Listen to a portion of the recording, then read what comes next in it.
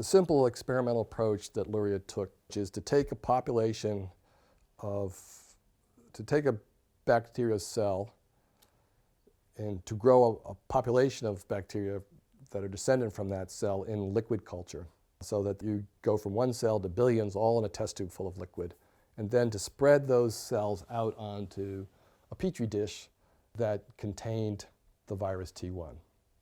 Normally, if you put a lot of bacteria on the surface of a petri dish which contains food for them, they will proliferate on the plate. So you'll see lots of bacteria growing all over the surface of your plate. And what happens, though, if you coat that plate with this virus T1, almost all the bacteria are killed, as I said. So you actually see, in contrast to when you have no T1, there's actually almost no growth of bacterium on the plate.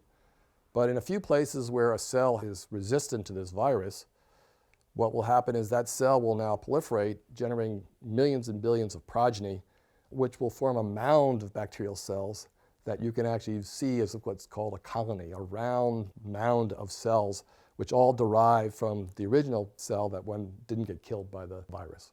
So in the induced model, the prediction was that all the cultures would have, let's say, anywhere from 1 to 5 resistant cells in them. While in the spontaneous model, he realized that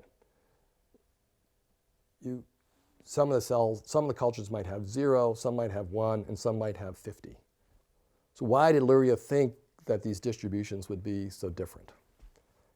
And the reason he thought they would be very different is because, I mean, in the induced model, it's the simplest one to start with, all the bacterium that one is going to spread on the surface of the plate prior to ever seeing T1 are going to be sensitive to the virus because they've never seen the virus, so they can't adapt their genetic material in the absence of ever seeing T1.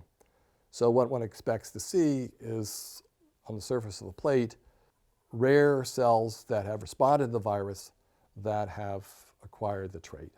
So if one did a series of plates, one would expect that those rare events would happen sort of at similar rates on the different plates, so each plate would have the same number of mounds of cells or colonies.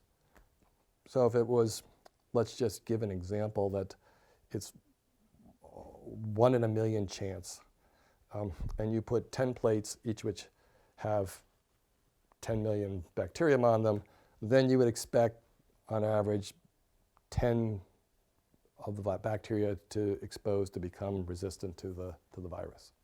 Now, if you, in the spontaneous model, where the mutations are happening all the time, and one can imagine that these bacteria are growing up, they're having mistakes in their DNA or in the chemistry that's leading to the mistakes to their genetic material. Some of those changes are going to cause the bacteria to maybe grow a little faster, some are going to make them be a little bit different in shape, but there's going to be occasional genetic changes that are going to make them resistant to the virus. And that can happen at any time during the growth of this culture. So let's imagine that it happens when there are only 100,000 cells in the culture. The culture has to go through a series of the cells in the culture have to go through more divisions in order to generate millions of cells. And that particular bacterium that's become resistant it has a chance to make more of itself. It'll make 10 bacterium that are now resistant.